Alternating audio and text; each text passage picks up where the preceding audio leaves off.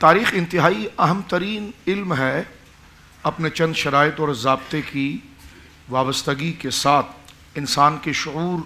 اور انسان کے نظر و فکر کے بلوغ کے لیے اور اس کی فکر کی پختگی کے لیے، کیونکہ انسان جو ہے وہ طبیعتاً معلومات رکھنے کا زیادہ خواہاں ہے، اور وہ اس بات کا خواہاں ہوتا ہے کہ جناب یہ چیز کس کے ساتھ وابستہ ہے، کس کے ساتھ وابستہ نہیں ہے۔ مثلاً دیکھیے کہ انسان کی حیات، اس کا شعور، اس کا انٹروڈکشن، اس کا تعارف تاریخ کے ساتھ وابستہ ہوتا ہے۔ جی، ایک تو خود جو اس کے والد تھے، جو اس کے والد تھے، جو اس کے والد تھے، یہ شجرے کا ایک پورا سلسلہ جو اس کو اطلاع اور خبر کی صورت میں ملتا ہے، یہ کسی نہ کسی طریقے سے تاریخی سے وابستہ ہے۔ تاریخ انسان کی یادداشت کا ایک بہت بڑا خزانہ ہے، صحیح، اور یادداشت ہی کے ذریعے وہ اپنے مستقبل کے لیے روشنی کو تلاش کرتا ہے اور اپنے حال کی درستگی کرتا ہے اسی یاد کے اوپر۔ یوں اگر لٹرلی طور پر دیکھا جائے تو تاریخ کا ایک سادہ سا معنی بنتا ہے اخبار، یعنی خبریں اور اطلاعات۔ صحیح۔ اب یہ دیکھا جائے کہ وہ خبریں جو ہم تک پہنچ رہی ہیں وہ تحقیق کے کس معیار سے گزری ہیں، آیا اس کو قبول کیا جائے کہ نہیں کیا جائے۔ جو اطلاع ہم تک پہنچ رہی بات تو ہمیں بازگشت ہر قسم کی پہنچتی رہتی ہے، لیکن جو پہنچا رہا ہے اس کا کیا معیار ہے، جن کے لیے بتا رہا ہے ان کی کیا حیثیت ہے، ان کے ذریعے جو بتا رہا ہے، تو لہٰذا تاریخ اطلاع اور خبر ہے۔ تو وہ اطلاع اور خبر جو ہے جب کسی اہم شخصیت کے لیے سے متعلق ہو جائے تاریخ کا ذکر، جب کسی اہم امور سے متعلق ہو جائے، تو اس وقت سنجیدگی اور تحقیق کے ساتھ اس کی تفتیش کی جاتی ہے، اور اس کے لیے اصول اور قواعد ہوتے ہیں جس کے ذریعے اس کی تنقیح کی جاتی ہے۔ بالکل صحیح۔ ظاہر سی بات ہے کوئی بھی خبر ہمارے پاس آتی ہے ہم مطلقاً اس خبر کو نہیں لیتے، جی، دیکھتے ہیں کہ بیان کرنے والا کون ہے، اور بیان کرنے والے کی اگر درستگی ہو جاتی ہے تو روایت کے تقاضے ہوئے، پھر آیا یہ بات کر رہا ہے تو یہ عقلاً ایسا ممکن بھی ہے، اور جس کے لیے کر رہا ہے کیا اس کے لیے ممکن ہے، تو یہ درایتی طور پر، عقلی طور پر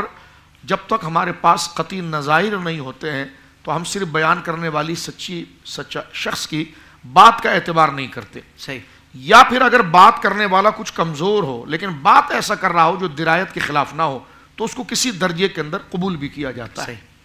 ایک بات تو یہ ہے، خاص طور پر وہ ہستیاں یا وہ ذات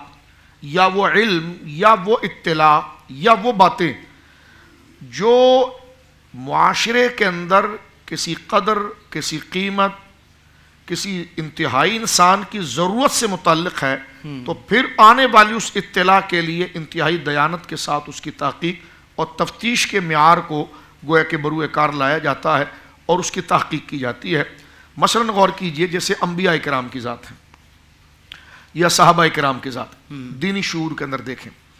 تو اب ان سے متعلق جو ہمیں معلومات لوگوں کے ذریعے پتہ چل رہی ہے تاریخ، لیکن دیکھا جائے کہ ان لوگوں کی باتوں کو پرکھنے کے لیے ہمارے پاس کسوٹی کیا ہے، معیار کیا ہے۔ اب ہمیں چاہیے کسی بندے کی بات ہم تک پہنچ رہی ہے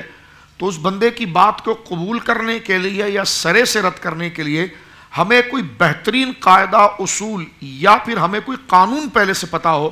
تو اس قانون کے اندر اس کو پرکھ کر ایک بات ہمارے سامنے آئے اور اس کو ہم پرکھیں۔ جیسے انبیاء کرام ہیں اور صحابہ کرام ہیں یا دین کے ضروریات ہے، اس سے متعلق ہمیں اطلاع ایک ایسے ذریعے سے آ چکی ہے کہ جس کو تاریخ محض نہیں کہا جاتا، وہ تحقیق کا ایک بہت بڑا شعبہ ہے اور تحقیق کی بلکہ اصل ہے، اور اطلاع کے اندر وہ ایسی اطلاع ہے کیونکہ تاریخ بھی اطلاع ہے اور وہ بھی ایک اطلاع ہے۔ تاریخ کے اطلاع کے اندر غلطی کا شائبہ ہوتا ہے، لیکن ان ہستیوں کے مقام و مرتبے کو جس ہستی نے بیان فرمایا اس کی اطلاع کے اندر شک بھی جائز نہیں ہے، اور وہ وحی ربانی ہے۔ واہ واہ واہ۔ ایک اطلاع اگر ہمیں، یا یوں سمجھیے ظاہراً کچھ شخصیات کی تاریخ ہمیں ایک ایسے ذریعے سے پتہ چل جائے کہ جس میں شک کی گنجائش بھی نہیں ہے، اور ایک انہی سے متعلق کوئی بات اس سے کم درجے کی آئے، تو اتنی عقل ہونی چاہیے ہمیں کہ جو جس اہم ترین ذریعے سے ہم تک پہنچا ہے اس کو فوقیت دی جائے، اس کو اہمیت دی جائے اور اس کو قبول نہ کیا جائے۔ جیسے انبیاء کرام کی عصمت ہے، یہ انبیاء کرام علیہ السلام کی معصومیت ہے، اس سے متعلق جو باتیں ہم تک پہنچتی ہیں وہی ربانی کے ذریعے کہ اللہ رب العالمین کے وہ چنیدہ ہے، اللہ رب العالمین جل وعلا نے ارادتاً جان بوجھ کر مخالفت کے کاموں کے ارتکاب سے ان کو محفوظ رکھا ہے. ان کے اندر یہ لطیفہ ایک معیار اور ایک ایسا وصف رکھا ہے کہ جو انہیں ارادتاً قصداً رب کی نافرمانی سے روکتا ہے. یہ ان کے لیے قرآن نے اصول بیان کر دیا اور ہمیں اس ذات سے متعلق اطلاع دے دی. اور اطلاع دینے والی ذات وہ ہے، وہ اللہ رب العالمین ہے، اور جس کے ذریعے وہ اطلاع دے رہا ہے اس کے آگے پیچھے اس نے فرشتوں کے ایسے پہرے لگائے ہیں کہ نہ شیطان اس میں داخل ہو کر کچھ بات ثابت کر سکتا ہے، اور جس نبی کے سینے پر ہو جائے، اتر جائے، تو نہ وہاں پر کوئی تبدیلی یا تحریف کا کوئی تصور ہے. اب انبیاء کرام کی عصمت ہے، ان کا مقام ہے، ان کا مرتبہ ہے، ساری انسانیت میں ان کی انفرادیت ہے. ایسی کوئی بات اگر کتاب کے اندر ہمیں چلتی چلاتی نظر آ جائے، وہ تاریخ کا ایک پہلو ہو، تو اگر وہ اس اصول کی مطابقت کر رہی ہو کہ جو اصل ذریعے سے ہمیں پتہ چلی ہے، تو ہم اس کو لے سکتے ہیں کہ ٹھیک ہے ایسا ہو سکتا ہے. لیکن جو اصل ذریعہ وہی ربانی، جو معلومات کا اصل ذریعہ جس کے قبول کرنے میں کوئی شک نہیں، اور وہ بات ریب، شک، تحریف سے پاک ہے. اتنے اتھنٹک ذریعے سے ایک بات پتہ چل رہی ہے، اور ایک ایسے ذریعے سے پتہ چل رہی ہے کہ جس میں شک کا شائبہ ہے، اور بات ایسی آ رہی ہے کہ جو ان کے معیار کے خلاف ہے، تو پھر اس تاریخ کو قبول نہیں کیا جائے گا، بلکہ اس تاریخ کو اس اصول، اس قانون، اس سچائی میں پرکھا جائے گا. واہ واہ واہ واہ، بہت اچھا. زندگی کے تمام شعبوں میں دینی رہنمائی حاصل کرنے اور آخرت کو بہتر کرنے کے لیے ہمارے YouTube channel Islamic digital studio کو سبسکرائب کر لیں اور بیل آئیکن بھی پریس کر لیں.